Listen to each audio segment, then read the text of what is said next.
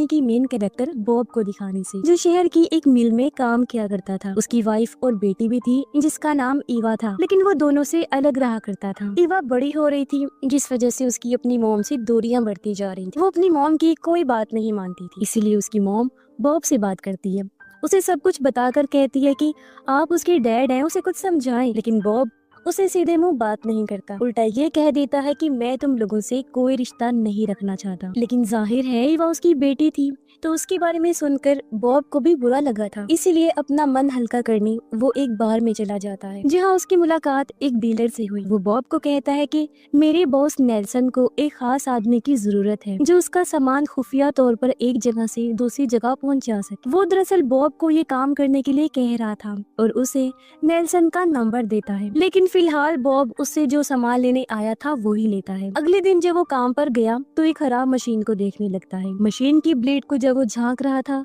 तो अचानक वो चल पड़ी, लेकिन उसकी जांच करते करते वो न जाने कहाँ खो गया कि जहाँ तभी उसके साथी ने आवाज लगाई और बॉब पीछे हट गया और वो कटने से बाल बाल बच जाता है। वो काफी अजीब सा महसूस कर रहा था, इसलिए अपने बॉस को कहता है कि मुझे कुछ दिन की छुट्टी चाहिए, जिसके लिए बॉस मान जाता है। इसलिए घर आकर उसने सामान पैक किया और गाड़ी लेकर निकल जाता है। रात को जब वो सफर कर रहा था तो उसे अपने जिस्म में कमजोरी महसूस होने लगी, जिससे वो गाड़ी को संभाल नहीं पाता और वो एक पोल खंबे से जा टकराई, जिससे बॉब का एक्सीडेंट हो जाता है। उसकी जान बच गई थी, लेकिन थोड़ी बहुत चोटें आई थी, इसीलिए वो फौरन नेल्सन को कॉल करके इस बारे में खबर करता है। फिर जल्द ही पास बने कैफे में चला जाता है। वो यहाँ के वॉशरूम में आया और अपने हाथ से खून साफ करता है। उसे पेट में तकलीफ महसूस होने लगी।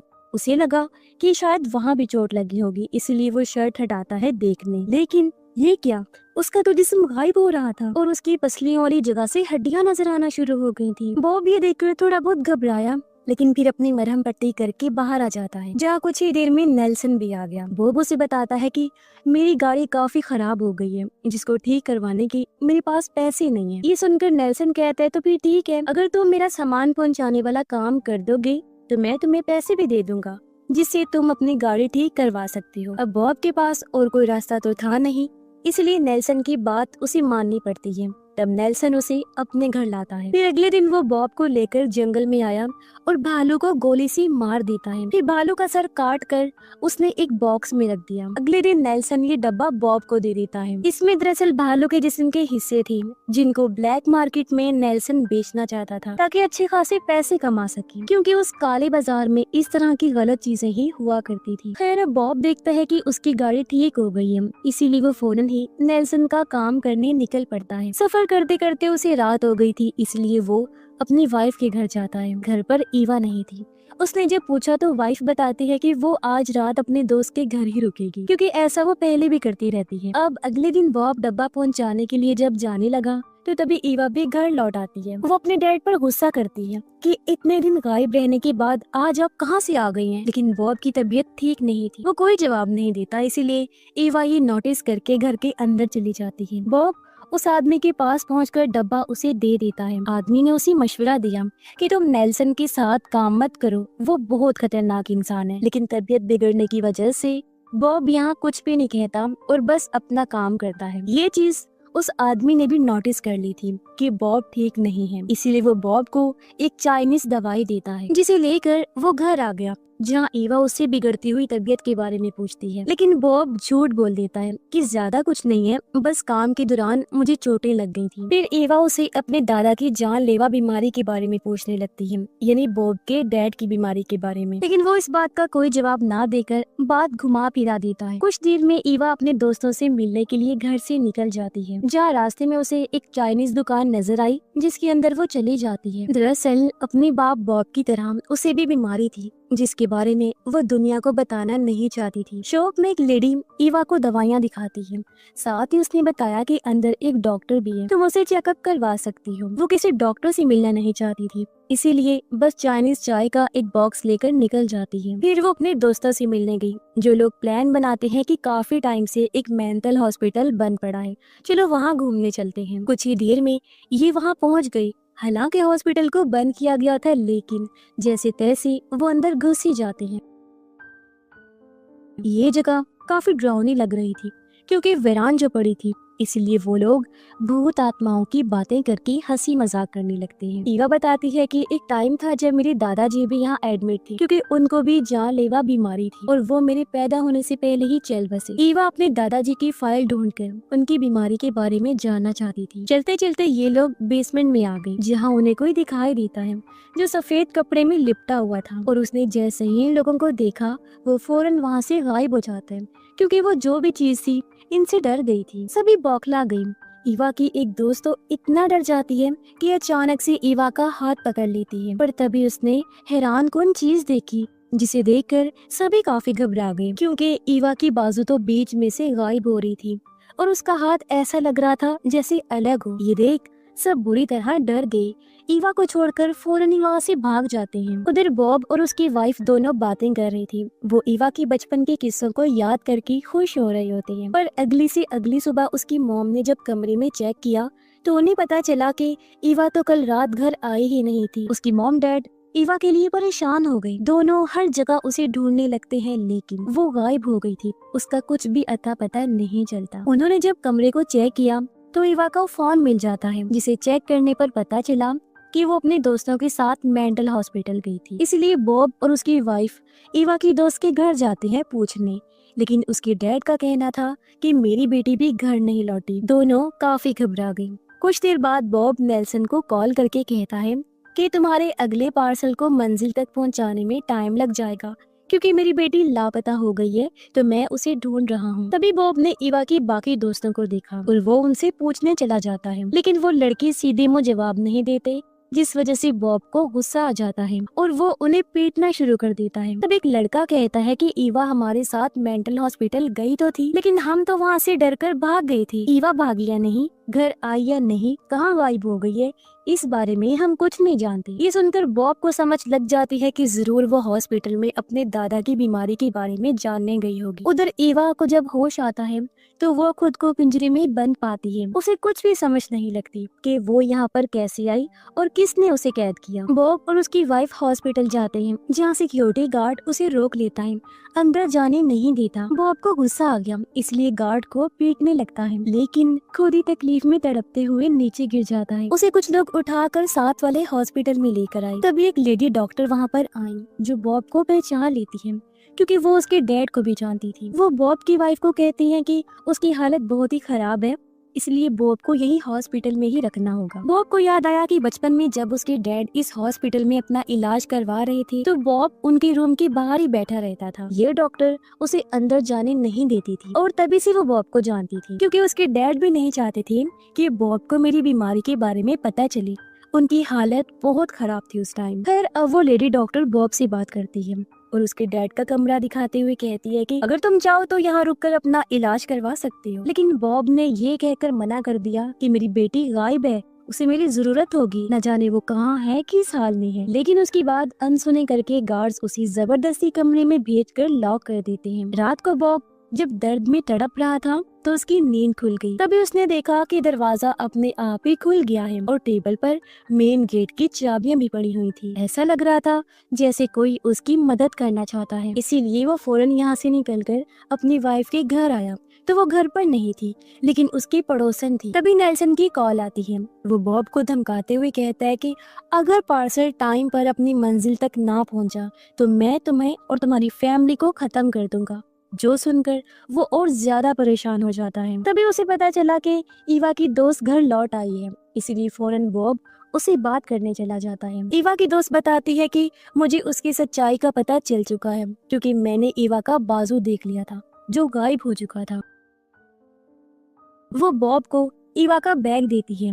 बॉब ने जब उसे चेक किया तो उसमें चाइनीज चाय उसे मिलती है। तभी बॉब को याद आया कि ये तो बिल्कुल वैसी ही है जैसी दवाई मुझे उस आदमी ने दी थी जिसे मैंने नेल्सन का पार्सल पहुंचाया था। इसीलिए वो फौरन उस आदमी के पास पहुंचा और उससे अपनी लापता बेटी और वाइफ के बारे में पूछता है। उस आदमी ने जवाब दिया, देखो भले ही मैं गलत काम करता हूँ, लेकिन मैं खुद भी एक हस्बैंड और एक बाप हूँ, तो मैं किसी की बेटी और वाइफ को कभी अगवा करने का सोच भी नहीं सकता। ये कहकर आदमी बॉब को उसी चाइनीज दुकान के बारे में बताता है जहाँ से ईवा ने चाय ली थी। अब हमें ईवा दिखाई गई जिसे कुछ लोग चेक करना चाहते थे।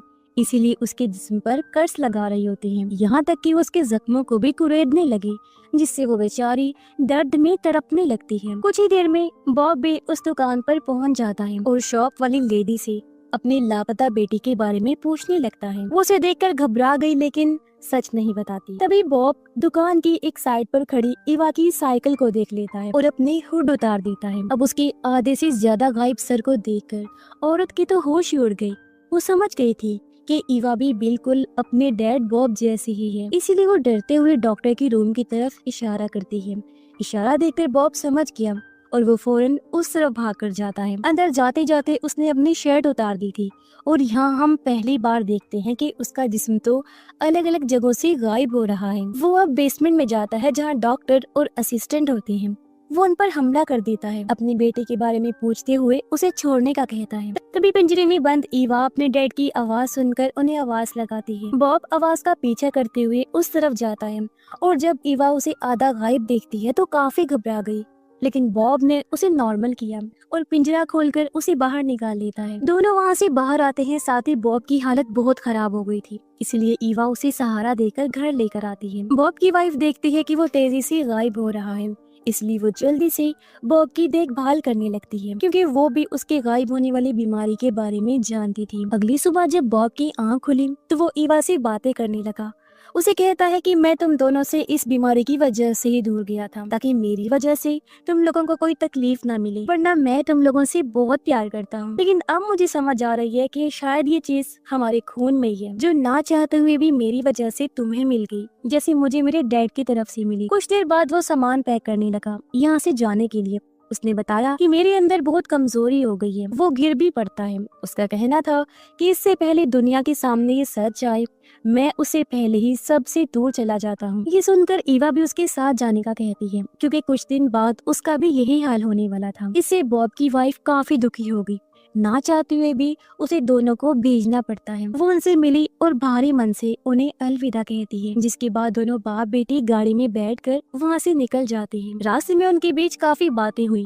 बॉब कहता है, मैं हमेशा तुम लोगों से सख्ती से पेश आता था ताकि तुमसे दूर रह सकूं, क्योंकि तुम लोगों के साथ रहकर बोझ बनना नहीं चाहता था। ईवा कहती है, डैड मैंने हमेशा आपकी कमी को महसूस किया है और अब मैं हर एक लम्हा आपके साथ गुजारना चाहती हूँ जो हमने खो दिए हैं। खैर अब ये लोग उस जगह पर पहुँचे जहाँ उन्हें बॉब का अगला पार्सल पहुँचाना था। तभी बॉब देखता है कि उसका तो चेहरा भी गायब हो रहा है। उसे समझ नहीं आती कि क्या करूँ। तब ईवा फाउंडेशन लगाकर चेहरे को कवर करती है और बॉब जाकर उस आदमी को पार्सल दे देता है, जिसके बाद वो उसे अपने घर ले आया। ईवा चाइनीज चाय बनाती है जिसे दोनों पीते हैं। बॉब उसे कहता है, यहाँ तुम सुकून से रह सकती हो क्योंकि यहाँ के लोगों को किसी के गायब होने से कोई फर्क नहीं पड़ता। दोनों बाप बेटे काफी अच्छा टाइम गुजारते हैं, हंसी मजाक करते हैं। उधर नेल्सन वाला पार्सल जब आदमी ने खोला तो उसमें तो बस कीलें ही थी। उसने जब नेल्सन को बताया तो उसे बहुत गुस्सा आता है। बॉब अब और तेजी से गायब होने लगा था, उसका चेहरा थोड़ा सा रह गया था। वो अपनी बेटी को गले से लगा कर कहता है, मेरी बच्ची, मेरा आखिरी टाइम आ चुका है। फिर वो किसी काम का कहकर मिल में चला जाता है जहाँ वो पूरी तरह से गायब हो चुका था। तभी नेल्सन जबरदस्ती बॉब के घर में घुस आता है। वो ईवा पर बंदूक तान कर बॉब के बारे में पूछता है। तब वो कहती है कि वो तो मुझे ये घर बेचकर चले गई हैं। लेकिन नेल्सन जानता था कि ये सच नहीं है, क्योंकि बॉब का सामान अभी भी इधर ही पड़ा हुआ था। इसीलिए वो बॉब की गलती की सजा ईवा को देने का सोचता है। वो बुरी तरह उसे घूर कर अजीब हरकत कर ही रहा था कि तभी उसे जोर से किसी ने धक्का दे दिया। इससे ईवा समझ गई कि ये मेरे पापा हैं, जो हालांकि पूरी तरह गायब हो गए लेकिन फिर भी मेरी हिफाजत करने के लिए आ चुके हैं। फिर कुछ ही देर में बॉब नेल्सन को इतना पीटता है कि उसकी जान ही ले लेता है। ईवा अपने गायब डैड से बात करती है, जो उससे वादा करते हैं, मेरी बच्ची, मेरी जान, आइंदा की बात मैं तुम्हें अकेला छोड़ के कभी भी नहीं जाऊंगा। भले ही मैं इनविजिबल हूँ, यानी मेरा वजूद होने के बाद भी गायब है, नजर नहीं आ रहा, जो भी हालात है मैं तुम्हारी हिफाजत करूंगा। जल्दी उसने नेल्सन की लाश उठाकर जंगल में फेंक दी, जिसे भालू खा जाता है। अब ईवा एक दुकान पर गई और चश्मे खरीदकर वापस गाड़ी में आकर बैठ गई। बॉब से बात करने लगी। वो चाहती थी कि जब दोनों पूरी तरह से गायब हों तो एक दूसरे को चश्मे की मदद से देख सके। बॉब उसे बताता है कि जब मेरे डैड गायब हो गए थे तो वो नहीं चाहते थे कि मैं उन्हें ऐसी हालत में देखूं। जिस मेंटल हॉस्पिटल में बाद में उन्हें भर्ती किया गया था, जहाँ से वो गायब हुए थे, मैं उसके साथ वाले हॉस्पिटल में एडमिट था। वहाँ मुझे पता चला कि मेरे डैड तो जिंदा हैं, जबकि मैं और बाकी सब उनके बारे में यही समझ रहे थे कि वो मारे गए हैं। लेकिन वो तो सिर्फ गायब हुए थे, क्योंकि उन्होंने मेरे लिए रूम का दरवाजा भी खोला और टेबल पर मेन गेट की चाबियां भी रख दी ताकि मैं वहाँ से निकल सकूं। जिससे हम समझ जाते हैं कि उस टाइम जिसने बॉब की मदद की थी वो और कोई नहीं बल्कि बॉब के डैडी थे। ईवा भी उसी वो सारी बात बताती है। जब वो लोग मेंटल हॉस्पिटल में घूमने गए थे, यानी सफेद कपड़े में लिपटा हुआ इंसान, तब बॉब कहता है कि हाँ, मेरे डैड उस मेंटल हॉस्पिटल में जिंदा हैं। वो गायब होकर इतने सालों से वहाँ भटक रहे हैं। सबको ऐसा लगता है जैसे वो कोई भूत है, इसलिए वहाँ कोई नहीं जाता। ये सुनकर ईवा खुश हो जाती है और कहती है कि अगर मेरे दादाजी जिंदा हैं तो मैं उनसे जरूर मिलूंगी, जरूर उनसे बात करूंगी, क्योंकि मैं अक्सर उन्हें याद किया करती हूँ। और फिर जब मैं भी गायब हो जाऊंगी तो हम तीनों मिलकर एक साथ रहेंगे, दादाजी को भी वहाँ से आजाद करवा लेंगी। और इसी के साथ ही इस फिल्म की कहानी यहीं पर खत्म हो जाती है।